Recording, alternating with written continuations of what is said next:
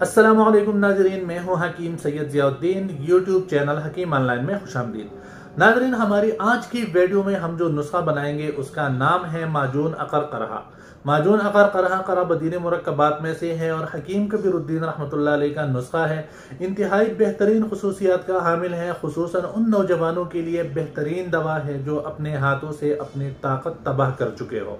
माजून अकरकरहा जिनसी आज़ा को तहरीक देता है और जिस्म में ऐसी रतूबात यानी हार्मोन्स पैदा करता है जिसकी जिस्मी इंसानी को ज़रूरत हो। इन्हें खुसूसियात की बिना पर यह मर्दाना कमज़ोरी और नामर्दी का बेहतरीन इलाज है। यह अज़ुई मखसूस के उज़लात और स्पंजी साख्तों पर असरअंदाज होकर दौरान खून को तेज करती है, जिससे सख्ती और तनाव में बेपनाह इजाफा होता है। दिमागी और आसाबी कमजोरी को रफा करती है और जहनी तनाव से निजात दिलाती है। मादा तौलीद को बकसरत पैदा करती है और खूब गाढ़ा करती है। इस बिना पर यह मर्दाना बांझपन का भी बेहतरीन इलाज है। अकरकरहा की खुसूसियात की वजह से ये माजून अज़ुई मखसूस की हशफा यानी अज़ुई मखसूस का कैप जो होता है उसके हिस्सों को कम करती है, जिससे कुदरती इम्साक में इजाफा होता है। जिस्मानी कमजोरी, थकावट, सुस्ती, काहिली और उजलाती दर्दों में भी ये बेहतरीन टॉनिक है। इस नुस्खे का बनाना इंतहाई आसान है। आप वीडियो में दिए गए तरीके के मुताबिक बासानी इसको बना सकते हैं और इसके अज्जा भी आपको किसी भी पंसार स्टोर से बासानी मिल जाएंगे। लेकिन फिर भी आपको अगर बनाने में कोई मुश्किल हो तो आप हमारे व्हाट्सएप नंबर पर हमसे रब्ता करके इसको बजरिया डाक भी हमसे मंगवा सकते हैं। तो आइए दिखाते हैं आपको माजून अकरकरहा कैसे बनाएंगे। यहाँ से आप स्क्रीनशॉट लेकर इस नुस्खे के अज्जा को महफूज कर लें। यह आप किसी भी पंसार स्टोर से बासानी ख़रीद सकते हैं। कबाब चीनी 10 ग्राम, अंदर जो शीरीन 10 ग्राम, दार चीनी 10 ग्राम, आउद सलीब 10 ग्राम, जायफल 10 ग्राम, माया शुतर आराबी 10 ग्राम, मस्तगी रूमी 10 ग्राम, बालचड़ 10 ग्राम, ज़ाफ़रान 15 ग्राम, सालब मिस्री 20 ग्राम, अकरकरहा 20 ग्राम, पोस्त खशखाश 20 ग्राम और शहद 500 ग्राम। ये अज्जा आप करीब से भी देख लें ताकि आपको पहचानने में आसानी हो। ज़ाफ़रान खालिस, कबाब चीनी, अंदर जो शीरीन, दार चीनी, अकरकरहा, ऊद सलीब, माया शुतर आराबी, सालब मिस्री, बालछड़, जायफल और पोस्त खशखाश। ज़ाफ़रान और मस्तगी के अलावा तमाम अज्जा को मशीन में डालकर अच्छी तरह बारीक कर ले और फिर मशीन से निकालने के बाद इसको अच्छी तरह छान ले। अगर आपके पास मशीन नहीं है तो आप इसको हाथ की मदद से भी कोट सकते हैं और दवाई कोटने के बाद इसको अच्छी तरह बारीक चलने से छान ले। ये आप देख सकते हैं। जो अज्जा छानने के बाद रह जाए उसको दोबारा कोटे और तमाम दवाओं को बिल्कुल यकजान बारीक पाउडर बना ले। और लीजिए जनाब, हमारा नुस्खा जो है वो बिल्कुल पाउडर हो गया है।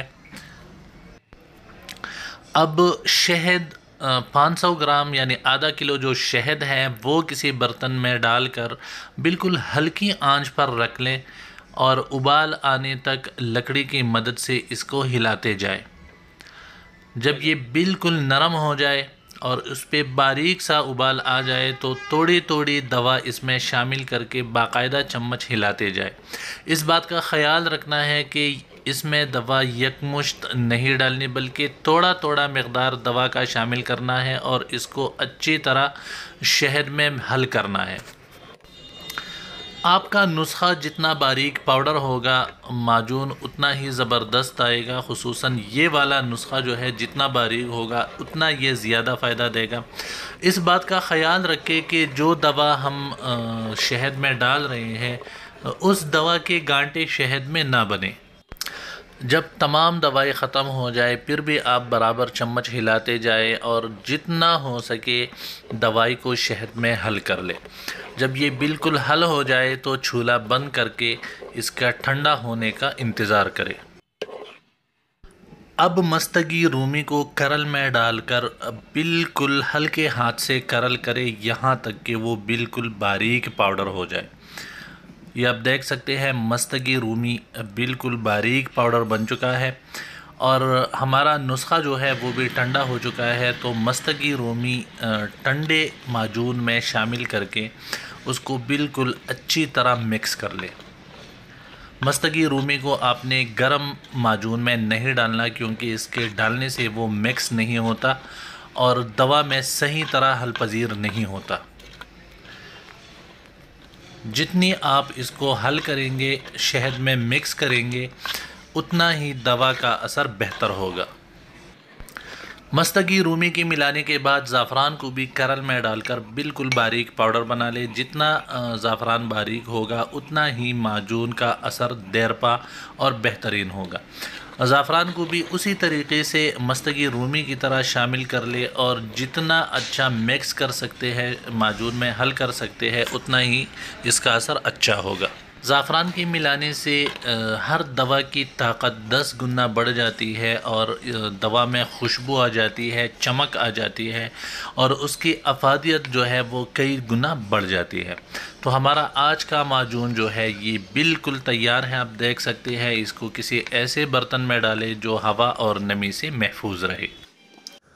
तरकीबी इस्तेमाल भी आप नोट कर ले। ज़ोफिबा और सूरत इंजाल वाले मरीज 1 चम्मच खाने वाला तकरीबन 10 ग्राम रात को सोते वक्त नीम गर्म दूध के साथ इस्तेमाल करें।